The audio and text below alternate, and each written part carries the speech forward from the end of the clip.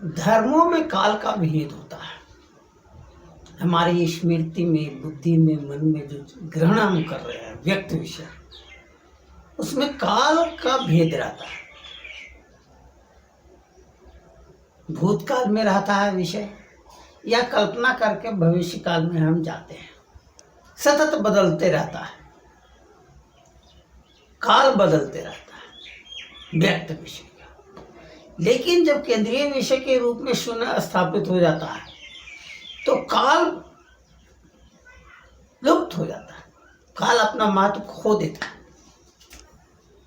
जब भूतकाल के बारे में सोचते हैं और केंद्रीय विषय के रूप में प्रेजेंट टाइम में अगर केंद्रीय विषय के रूप में शून्य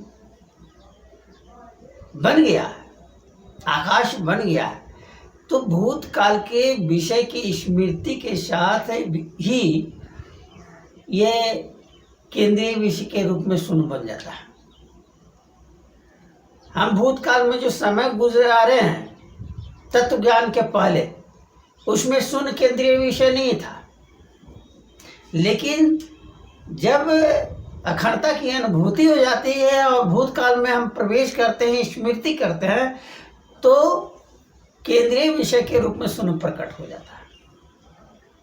भविष्य की कल्पना करते हैं तो भी शून्य प्रकट रहता है, केंद्रीय विषय के रूप में स्थापित हो जाता है। तो व्यक्त विषय का जो विचरण करता है तत्व ज्ञान के पहले शून्य केंद्रीय विषय के रूप में नहीं रहता है, और तत्व ज्ञान के पश्चात अखंडता की अनुभूति के विषय के पश्चात हर वक्त शून्य केंद्रीय विषय के रूप में बना हुआ रहता है।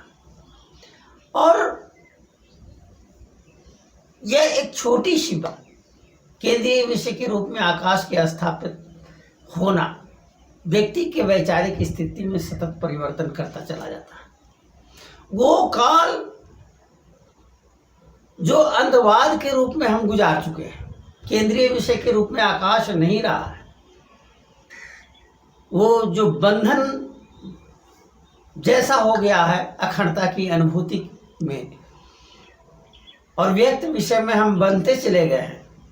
तत्व ज्ञान के पश्चात उन कालों को हम याद कर करके, उस समय की याद करके भी मुक्ति की ओर और गहराई के साथ बढ़ जाते हैं।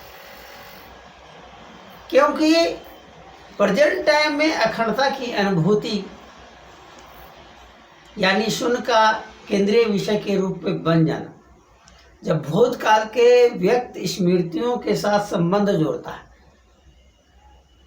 तो शून्य प्रकट हो जाता है, केंद्रीय विषय के रूप में स्थापित हो जाता है। जैसे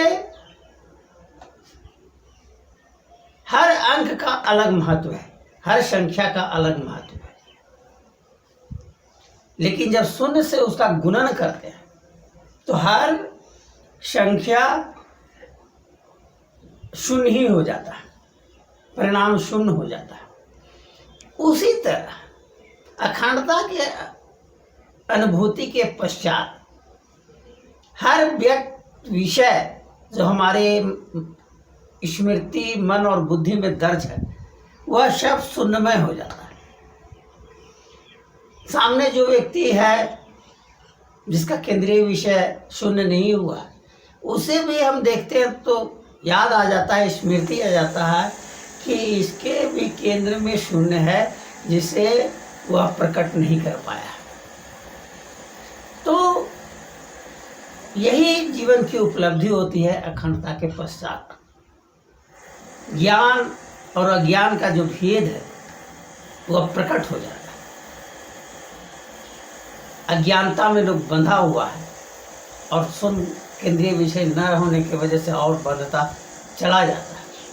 एक बार जब शून्य केंद्रीय विषय के रूप में स्थापित हो जाता है तो ज्ञान मानो प्रकट हो जाता है, और उस ज्ञान का लुप्त होने की कोई संभावना नहीं है। एक बार अनुभव में आ गया कि यह ज्ञान है, यह अखंडता की अनुभूति है, तो बहुत आसानी के साथ एक तत्ववेत्ता अपने अज्ञान को समाप्त कर लेता है और अखंडता की अनुभूति में विचरण करने लगता है। यही जीवन की सबसे बड़ी उपलब्धि है। यही ज्ञानी और अज्ञानी के बीच में अनुभूति में अंतर है। और इस तरह से एक बार हमें जान लेने की ज़रूरत है कि अखंडता का अनुभूति क्या है, केंद्रीय विषय के रूप में शून्य किस तरह से महत्वपूर्ण भूमिका अदा कर सकता है। यही जीवन में परम उपलब्धि है, परम उपलब्धि है, परम उपलब्धि है, यह समझ जाता है।